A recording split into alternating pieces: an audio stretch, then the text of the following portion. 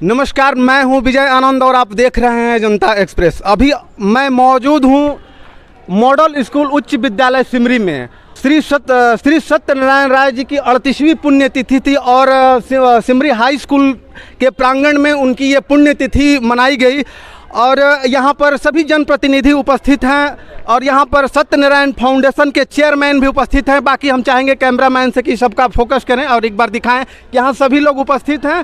सबसे पहले जो फाउंडेशन के चेयरमैन हैं कि सर हमारे चैनल में आपका स्वागत है। तो सर कुछ कड़वे सवाल जवाब है चूँकि स्कूल के जो संस्थापक रह चुके हैं और कहें तो वो सेक्रेटरी भी रह चुके हैं स्वर्गीय सत्यनारायण राय जी, और उन्होंने इस विद्यालय के निर्माण में अपनी बहुत बड़ी अहम योगदान दी उन्होंने।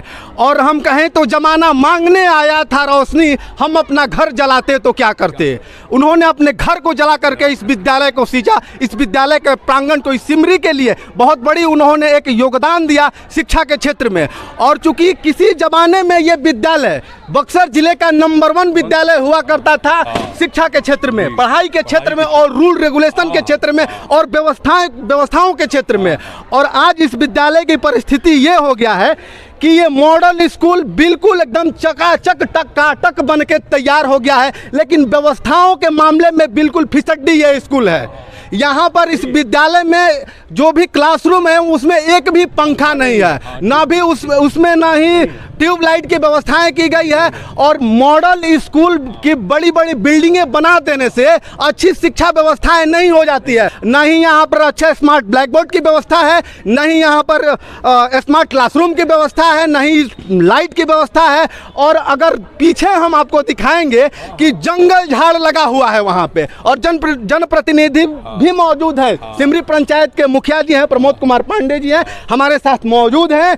और वहाँ पर आए दिन यहाँ पर देखने को मिलता है हमें कि गजेड़ियों नशेड़ियों का ये अड्डा बन चुका है। यहाँ पर गांजा पीने वाले और नशा करने वाले आप शाम को 6 बजे के बाद आ जाइएगा तो ये भरा पड़ा रहेगा पीछे से। और लेकिन एक जनप्रतिनिधि होने के नाते, चूँकि आप सिमरी पंचायत के मुखिया हैं और यहाँ की जो व्यवस्था है, सर व्यवस्था पर क्या कहना चाहेंगे? देखिए, पहले जो व्यवस्था था ना, उसके अनुसार ये व्यवस्था यहाँ पर नहीं है। पहले अनुशासन में लड़का रहते थे, मास्टर लोग को भी डर रहता था, लेकिन वो बात नहीं है। सरकार और सिस्टम इस प्रकार से भ्रष्ट हो चुका है कि व्यवस्था के नाम पर तो कुछ भी नहीं है।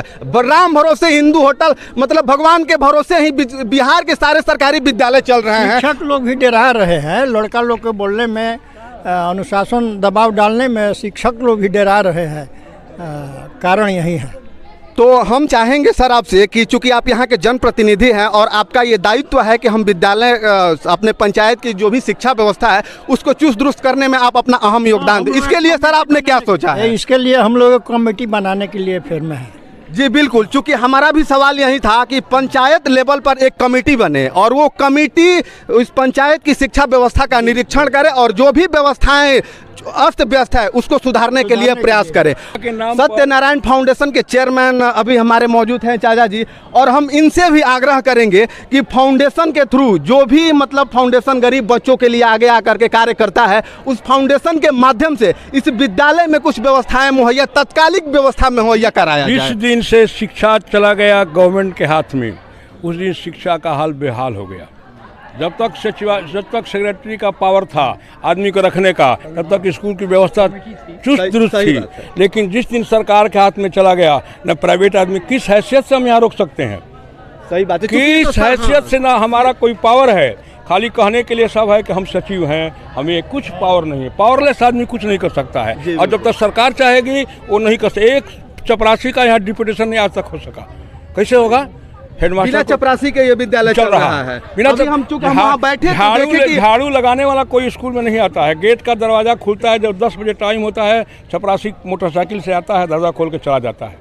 इसके पहले कोई नहीं आता है। यहीं चलो, पर मुखिया पैदल सो जी हैं, जाएंगे। यहीं पर हाँ, मुखिया जी लेकिन हैं कोई और देखने आपके नहीं आता सामने है। ये बातचीत हो रही हाँ, है हाँ। और शिक्षकों से भी इस विषय में हमारी हाँ। वार्तालाप हुई थी हाँ। और उन्होंने डायरेक्ट एलिगेशन हाँ। लगाया यहाँ के जो जनप्रतिनिधि है उन लोगों के ऊपर जनप्रतिनिधि कि को कोई वोट भी लेना है। जनप्रतिनिधि यहाँ देखने के लिए तक नहीं आते हैं। जनप्रतिनिधि को एजुकेशन से कोई मतलब नहीं है, वो अपने वोट के लिए आता है, वोट बैंक बनाता मुखिया जी है। बहुत बड़ा एलिगेशन आप पर लग रहा है। अब व्यवस्था चालू हुआ अभी है, तो चालू हुआ। अभी तो व्यवस्था बिल्कुल चालू हुआ है। है, तो ये हमारे महीना नहीं पहले हुआ। का कहीं पहले ऐसा से ना ही हो पहले का है। कहीं ऐसा ना हो कि भविष्य के गर्त में वर्तमान भी जाकर डूब जाए।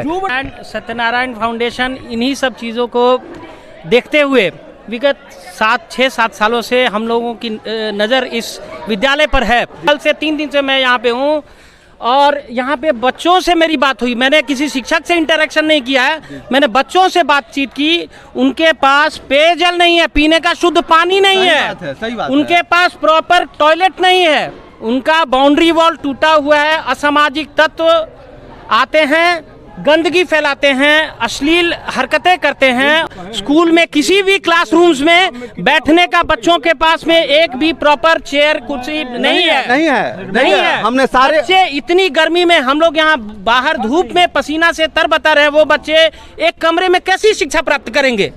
किस तरह की शिक्षा की आप ख्वाहिश रखते हैं इन बच्चों के साथ जो लोग 40 डिग्री टेम्परेचर के ह्यूमिडिटी में वो क्या शिक्षा ग्रहण करेंगे?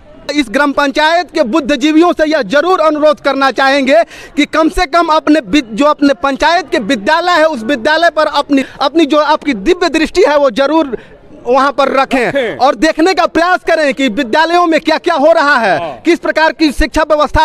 आपके ही घर के बच्चे इस विद्यालय में पढ़ने के लिए आते हैं, कोई गैर लोग यहाँ पढ़ने के लिए नहीं आते हैं, लेकिन आत्मा को चोट तब पहुंचती है जब विद्यालय की व्यवस्थाएं अस्त व्यस्त रहती हैं।